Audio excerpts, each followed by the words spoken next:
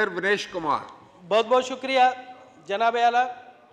Speaker साहब, गुज़िश्ता दिनों सिंध के इलाके गौसपुर में वहाँ के कच्चे के डाकुओं ने हमारे एक मंदिर पर हमला करके उसमें तोड़ फोड़ की, उस पर मार्टर गोले बरसाए हैं। जनाब आला, कुछ दिनों से सीमा हैदर का केस चल रहा है। सिंध के डाकुओं ने सिंध के हिंदुओं को धमकी दी है कि अगर आप लोग ने सीमा हैदर को बाजियाब ना करवाया तो आपके मंदिरों की ईंट से ईंट बजा दी जाएगी और आपको मजबूर किया जाएगा कि यहां से इंडिया हिजरत करके जाए।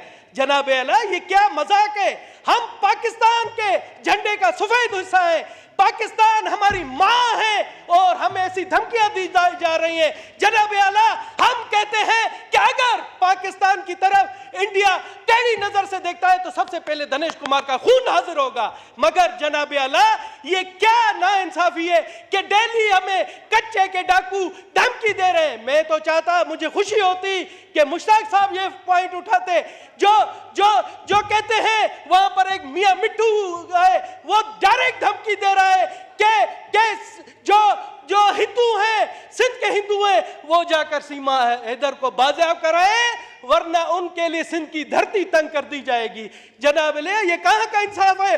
और इस पर आज तक किसी ने आवाज बुलंद नहीं की। मैं कहता हूं मुश्ताक साहब, आप मियां मिट्टू की तारीफ करते थे तो इसकी भी मजम्मत करें। मेरे पास उसका वीडियो पैगाम है जिसमें हिंदुओं को धमकी दी गई है। जनाब आला, वहां से घोटकी के हिंदू, कंदकोट के हिंदू, जेकाबाद के हिंदू अब बेचारे अपनी मजहबी इबादत गाहों में नहीं जा रहे हैं क्योंकि उनको खुल्लम खुल्ला धमकी दी गई है कि उनके मंदिरों को वाटर गोलों से, उनके मंदिरों को बमों से उड़ा दिया जाएगा।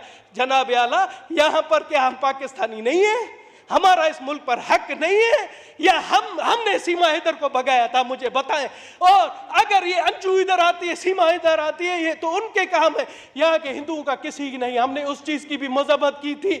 मगर जनाब आला, मुझे अफसोस होता है हमारी असेंबली में कि कोई हमारा साथ नहीं दे रहा है, इस वाक़े की मजम्मत नहीं कर रहा है। मैं चाहता हूं जनाब आला, आप रूलिंग दे, सिंध गवर्नमेंट को कहे कि इन लोगों को जिन्होंने वहां के हिंदुओं को धमकी दी है, जहां पर उन्होंने मजमूम हरकत की है, उनके खिलाफ कार्रवाई की जाए। बहुत बहुत शुक्रिया।